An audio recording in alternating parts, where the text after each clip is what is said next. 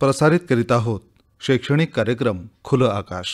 आज आपण ऐकणार आहोत प्राचीन भारतीय भाषा आणि त्यांचा इतिहास या मालिकेचा भाग दुसरा।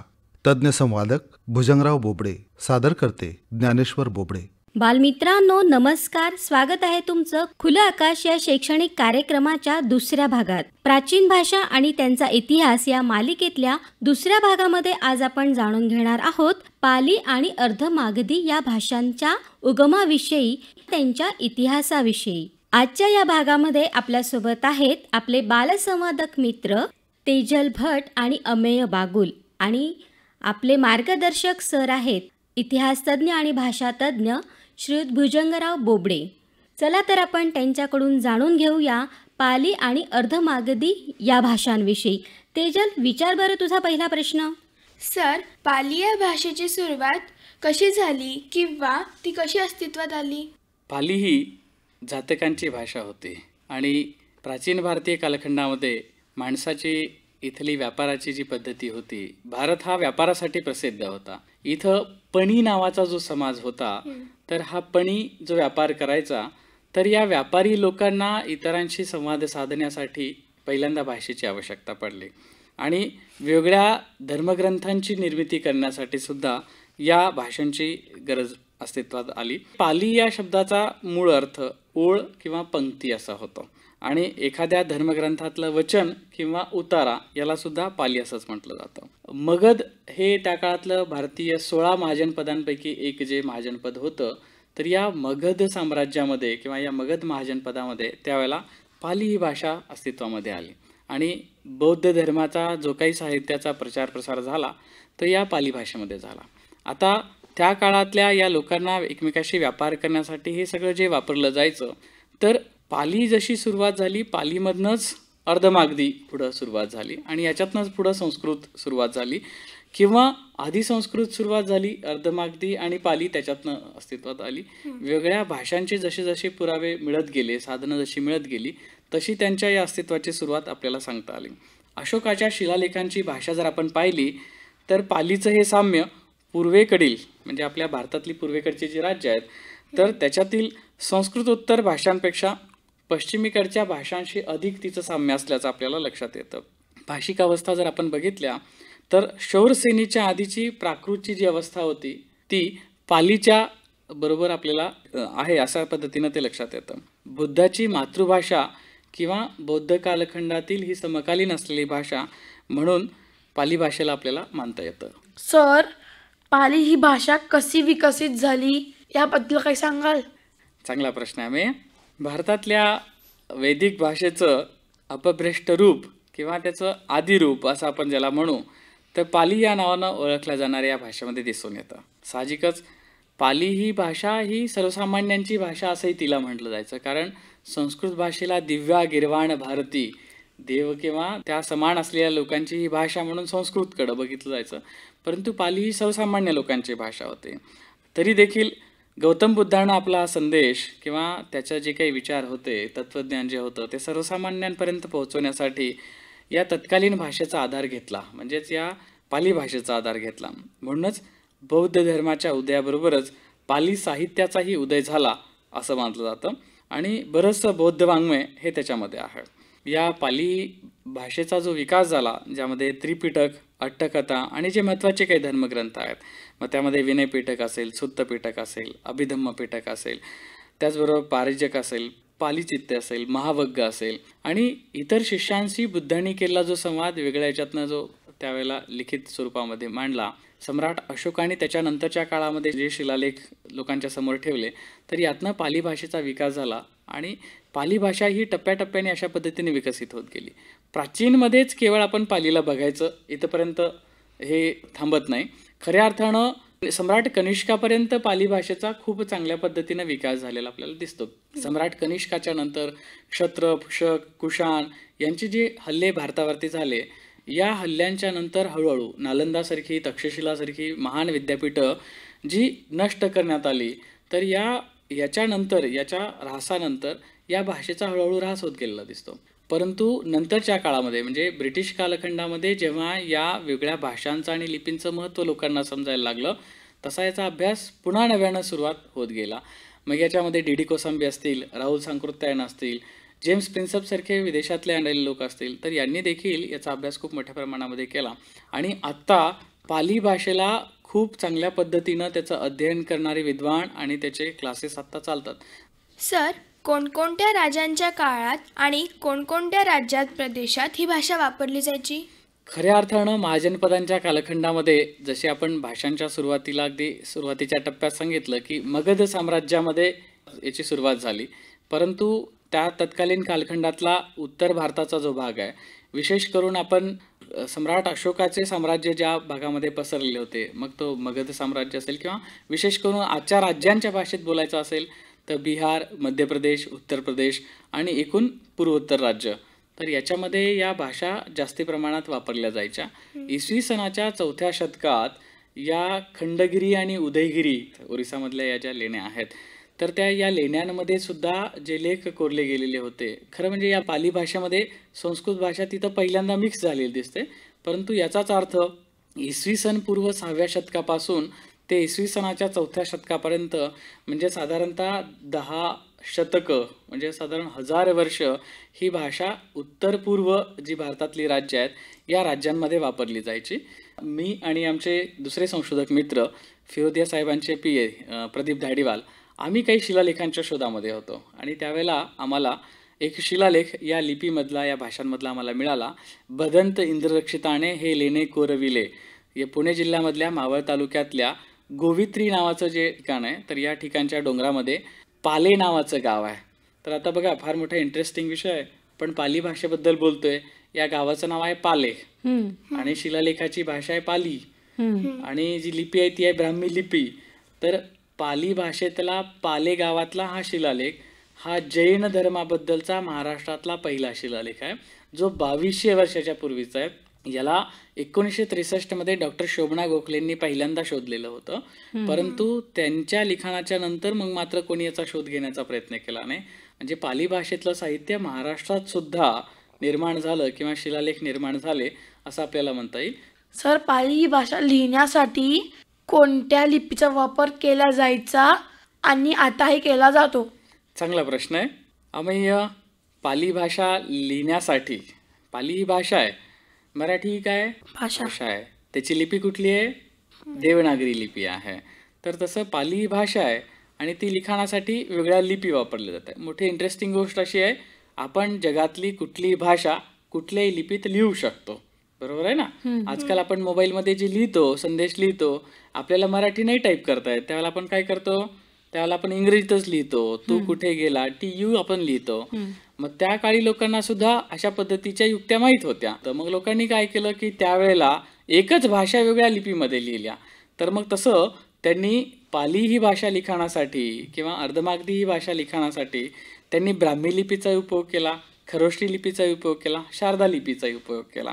सर जेम्स प्रिन्सेप या नाणेतज्ञानं, खरं म्हणजे हा नाण्यांचा तज्ज्ञ होता, नाण्यांवरची भाषा त्याला वाचायची होती, त्याचा अभ्यास करायचा होता, म्हणून त्यानं 1837 मध्ये पहिल्यांदा या पाली भाषेचा अभ्यास मोठ्या प्रमाणात केला. त्याच्या आधी तो सिंधू लिपींचा अभ्यास करत होता आणि त्यांनी पहिल्यांदा ब्राह्मी लिपीतले स्वर आणि व्यंजन यांना स्वतंत्र चिन्ह आहेत हे पहिल्यांदा शोधून काढलं. आपल्या सगळ्या लिपी या कुठली तरी चिन्हच आहेत, फक्त ती विशिष्ट पद्धतीनं जोडलीत आणि आपल्या सेन्समध्ये, आपल्या समजमध्ये याला हे म्हणायचं, तर तिथं ती संकेत आहेत. म्हणजे तिथं तो त्रिकोण आहे किंवा तिथं ती एखादी रेष आहे, तर तिथं अर्धा शब्द लिहिण्यासाठी असा वेगळा कुठलाही अक्षर नाही आहे, तर त्या शब्दाला तुम्हाला दुसऱ्या सोबतच जोडून लिहावं लागेल. पाली भाषा लिहिण्यासाठी ब्राह्मी लिपीत पहिल्यांदा 8 स्वर, 32 व्यंजनं आणि एक लहान अनुनासिक चिन्ह. तर या पालीमध्ये एकच अनुनासिक आहे. आपल्याकडं मराठीमध्ये आपण शक्यतो 2 याचा वापर करतो, आणि असा आपण 2 विसर्ग देऊन लिहितो, तिथं मात्र एकाच याचा वापर केला जातो. अशी ब्राह्मी लिपीमध्ये पाली लिहिण्यासाठी 41 चिन्ह होती आणि पुढं हळूहळू याचा विकास होत गेला आणि एकूण त्याच्यानंतर 10 स्वर, 34 व्यंजनं आणि एक अनुस्वार अशी 41 पासून 45 पर्यंत. ब्राह्मी लिपीमध्ये रस्व, दीर्घ, गुण, वृद्धी, व्यंजन अंतर्गत स्वर आणि उच्चाराप्रमाणे अक्षरांचं स्वरूप दिसून येतं. लेखन कलेचं महत्त्व आणि तिचा काटेकोरपणा लक्षात घेऊन सम्राट अशोकाने या ब्राह्मी लिपीच्या लेखनासाठी विशेष अशा निष्णात अधिकाऱ्यांची नियुक्ती केली. म्हणजे कुणालाही लिहायसाठी द्यायचं नाही, लिहिण्यासाठीचा स्वतंत्र अधिकारी असेल तोच त्याच्यामध्ये लिहेल. आणि याच्यातनंच मग काय झालं, गिरनार इथल्या 14व्या शिलालेखात सम्राट अशोकांनी असं लिहिलेलं आहे की धम्म लिपी लिहिताना जर काही चूक आढळली तर तो माझा नाही, लिपिकाराचा दोष आहे. बर. लेखक म्हणून जे प्रसिद्ध त्यावेळेला होते असं मानलं जायचं, तर त्यामध्ये विष्णुमित्राचा मुलगा शक, दमविक, बुधिक, क्षत, उत्कीर्ण असे शब्द त्याच्यामध्ये आले आहेत. म्हणजे याचा अर्थ नाशिकमध्ये म्हणजे आपल्या महाराष्ट्राचा विचार करायला गेला तर ब्राह्मी लिपी आणि या पाली भाषेचे चांगले लेखक होते याचे पुरावे आहेत. नाणेघाटामध्ये सातवाहन सम्राज्ञी नागनिका हिचा सर्वात जुना लेख आहे आणि त्यामध्ये मात्र लेखकाचं नाव दिलेलं नाही, पण ब्राह्मी लिपीतले लेख तिथं आपल्याला मिळाले आहेत. सर, या भाषेत प्रसिद्ध असलेले काही साहित्य आणि साहित्यकार याबद्दल माहिती सांगा ना. फारच चांगला प्रश्न विचारला. मी ज्या पद्धतीनं सांगितलं सुरुवातीला की पाली भाषा ही धर्मसाहित्यामध्ये जेव्हा वापरात आली तर जातक कथांच्या लिखाणासाठी याची सुरुवात झाली. गौतम बुद्धांनी सांगितलेली जी काही प्रवचनं होती, त्यांचं जे काही तत्त्वज्ञान होतं, या पाली भाषेमध्ये सुरुवातीला व्यक्त करण्यात आलं.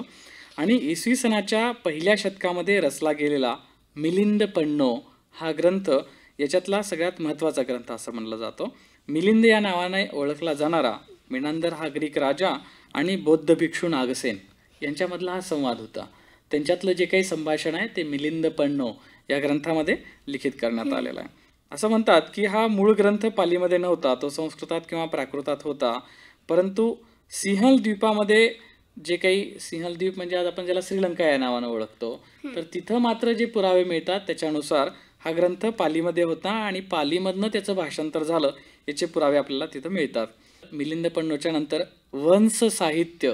आता आपल्याला वंश साहित्य काय हे जास्त माहिती नाही, परंतु आपल्याला पीठक माहीत आहेत, धम्मपीठक माहीत आहेत, तर मज्जिम निकाय आणि हे जे सगळे ग्रंथ आहेत, तर या पद्धतीनंच वंश साहित्य होतं, ज्यामध्ये बुद्धवंश नामक एक ग्रंथ होता आणि 12 कल्प ज्याला मानली गेली आहेत किंवा जशा पद्धतीने आपण युग मानतो, 24 युग, 28 युग, तर 12 कल्पांच्या कालावधीत एकूण 24 बुद्ध होऊन गेले असं बौद्ध साहित्यामध्ये मानलं गेलं आहे. आणि या 24 बुद्धांचा गीतांमधनं जो वृत्तांत आहे तो या बुद्धवंश याच्यामध्ये आलेला आहे. आणि बुद्धवंशाच्या धर्तीवरती पाली भाषेमध्ये पुढे अनेक ग्रंथ निर्माण झाले आहेत. यामध्ये मूळ महावंश जो आहे तो 37 परिच्छेदामध्ये आहे आणि राजा महासेनाच्या काळामध्ये इसवी सन पूर्व 325 ते इसवी सन पूर्व 352 या काळामध्ये दीपवंश आणि महावंश हे ग्रंथ निर्माण झालेले आहेत. विक्रमराज सिंहाच्या काळात सुद्धा याचे ग्रंथ निर्माण झालेत. याचा प्रवाह पुढं ब्रिटिश कालखंडापर्यंत सुद्धा चालत आला. या काळामध्ये ब्रिटिश कालखंडामध्ये सुद्धा काही विद्वानांनी पाली भाषेमध्ये ग्रंथांची रचना केलेली आहे. फार मोठी एक इंटरेस्टिंग, अतिशय आपल्याला ज्याचा आनंद वाटेल असा भाग म्हणजे आपल्याकडे आपण रामदासांचं जे साहित्य वाचतो, मनाचे श्लोक जे आपण वाचतो, तर मनाचे श्लोक सुद्धा पाली भाषेमध्ये विशेष करून शारदा लिपीमध्ये लिहिलेले आम्हाला प्राप्त झालेले आहेत. आणि त्याचबरोबर ग्रंथालिपीमध्ये म्हणजे ज्याला आपण दक्षिण भारतात वापरली जाणारी एक लिपी ग्रंथालिपी, तर ग्रंथालिपी, शारदा लिपी आणि आपल्या मोडी लिपी, तर या 3 मध्ये मनाचे श्लोक लिहिलेल्याचे साहित्य आपल्याला आतापर्यंत प्राप्त झालेले आहे. 15व्या शतकामध्ये ब्राह्मी भिक्खू सद्धर्म कीर्ती हा एक मोठा विद्वान झाला. या सद्धर्म कीर्तीनं जी रचना केली तर ही 15व्या शतकातली शेवटची सुंदर रचना पाली भाषेतली आपल्याला म्हणता येईल. ब्रिटिश कालखंड सोडला तर जो पाली साहित्याचा निर्मितीचा जो कालखंड होता हा 15व्या शतकापर्यंतचा प्रवाह इथं अशा पद्धतीने आपल्याला सांगता येतो. किती सुंदर पाली भाषेविषयी सांगतायत ना सर. काय कळलं का अमेय? हो सर, तुम्ही आम्हाला पाली भाषेविषयी खूप छान सांगितलं. आता आम्हाला थोडं अर्धमागधी भाषेविषयी पण सांगाल का? नक्कीच. संस्कृत आणि अर्वाचीन भारतीय आर्ष भाषा किंवा ज्याला आर्य भाषा असं आपण म्हणतो, याच्यामधला दुवा प्राकृत या नावानं ओळखला जातो आणि याची सुरुवात म्हणून अर्धमागधी भाषा हिला ओळखतात. खरं म्हणजे अर्धमागधी प्राकृत ही जैन धर्माच्या धर्मग्रंथांची भाषा आहे. जसं आता आपण बघितलं की पाली भाषा ही बौद्ध साहित्याची किंवा बौद्ध धर्माच्या तत्त्वज्ञानाची भाषा असं आपण म्हणतो, तर तसं अर्धमागधी प्राकृत ही जैन धर्माच्या धर्मग्रंथांची किंवा त्यांच्या तत्त्वज्ञानाची भाषा आहे. श्वेतांबर जैन हा जो जैनमधला एक संप्रदाय आहे, तर याच्या सुरुवातीच्या कालखंडातील सर्व साहित्य हे अर्धमागधीमध्ये आपल्याला दिसतं आणि तिच्या नावाचा खुलासा जसं आपण पाली या शब्दाचा अर्थ म्हणजे पंक्ती किंवा ओळ असं आपण सांगितलं, तर तसं अर्धमागधीचा खुलासा आपल्याला 2 प्रकारे सांगता येतो. एक म्हणजे अर्धमागध्याः इति अर्धमागधी, म्हणजे ज्याच्यात मागधीची काही लक्षणं आहेत, सर्व नाहीत ती, किंवा अर्धमगधस्य व्याप्य स्थिताः, म्हणजे जिने मगधाचा अर्धा भाग व्यापलेला आहे ती भाषा म्हणजे अर्धमागधी भाषा. संस्कृतची तुलना जर आपण केली तर आपल्याला असं लक्षात येतं की या भाषेमध्ये ऋ, जो आपण ऋषीसाठी वापरतो, ऋ हे स्वर किंवा ए ओ हे जे आपण वापरतो ऐ आणि औ हे संयुक्त स्वर त्याच्यामध्ये नाही आहेत, आणि ए आणि ओ हे स्वरही रस्व आपल्याला दिसतात. खरं म्हणजे मराठीमध्ये आपण अ आ इ ई उ ऊ ए ऐ ओ औ असं आपण वापरतो, पण त्याच्यामध्ये मात्र ऐ आणि औ हे आपल्याला दिसणारच नाही. लक्षात आला फरक? तर अशा पद्धतीनं ही भाषा आपल्याला दिसते. सर, अर्धमागधीचा विकास कसा झाला त्याबद्दल काही सांगा. अर्धमागधी ही जैन साहित्याची भाषा असं आता आपण म्हणलं तर सुरुवातीच्या कालखंडामध्ये ज्या राजांनी जैन धर्माचा स्वीकार केला आणि जैन साहित्याच्या निर्मितीची सुरुवात झाली. पण बौद्ध साहित्यामध्ये जसं आपण बघतो की 24 बुद्ध झाले असा उल्लेख येतो, तसं आपल्याला हेही माहीत आहे की जैन साहित्यामध्ये 24 तीर्थंकर झाले. तर महावीरांनी जैन धर्म संघटित केला म्हणून त्याला जैन धर्माचे संस्थापक असं जरी म्हणलं असेल तरी त्यांच्या आधीची ही जी सुरुवात आहे आदिनाथापासून किंवा ऋषभनाथांपासून, तर ही जी सगळी पुढची सुरुवात ही या सर्वांचं तत्त्वज्ञान हे जैन साहित्य आहे, आणि हे संपूर्ण जैन साहित्य हे अर्धमागधीमध्ये आहे. म्हणजे आता आपल्याला तसा प्रामुख्यानं जर विचार केला तर लिखित स्वरूपातली जी साहित्य आपल्याला मिळतात तर त्याच्यामध्ये आगमग्रंथ, जैनांचे आगमग्रंथ, जसं बौद्धामध्ये आपण त्रिपिटक मानतो तसं जैनांचे आगमग्रंथ. तर श्वेतांबरपंथीय लोक असं म्हणतात की पहिल्या तीर्थंकराच्या वेळेपासून 2 प्रकारचे आगमग्रंथ होते. एक 14 पूर्वग्रंथ आणि दुसरे 11 अंगग्रंथ, म्हणजे मुख्य आणि त्याचे उपअंग असलेले उपग्रंथ. तर खरं म्हणजे महावीरांच्या निर्वाणाच्या नंतर 980 वर्षांनी वल्लभी इथं एक मोठी सभा झालेली होती, आणि या सभेमध्ये सर्वांनी हा विचार केला की या सर्व ग्रंथांचं संकलन एकत्रित करायचं आहे. या महावीरांच्या निर्वाणाच्या नंतर 980 वर्षांनी वल्लभी इथं जी सभा झाली तर त्यांनी पहिल्यांदा हे ग्रंथ एकत्रित संकलित केले. परंतु ऋषभनाथांचं साहित्य आणि त्याच्यानंतर विशेषतः आपण महावीरांचं जे साहित्य आहे, तर या साहित्याच्या एकूण जर अभ्यास केला, जैनांच्या आगमग्रंथांचा विचार केला, आज सगळ्यात मोठ्या प्रमाणामध्ये सगळ्यात मोठी जी भांडार आहेत, साहित्याची जी भांडार आहेत, ही जैन साहित्याची भांडार आहेत. त्यांनी अतिशय सुंदर रीतीनं त्यांचं जतन केलेलं आहे.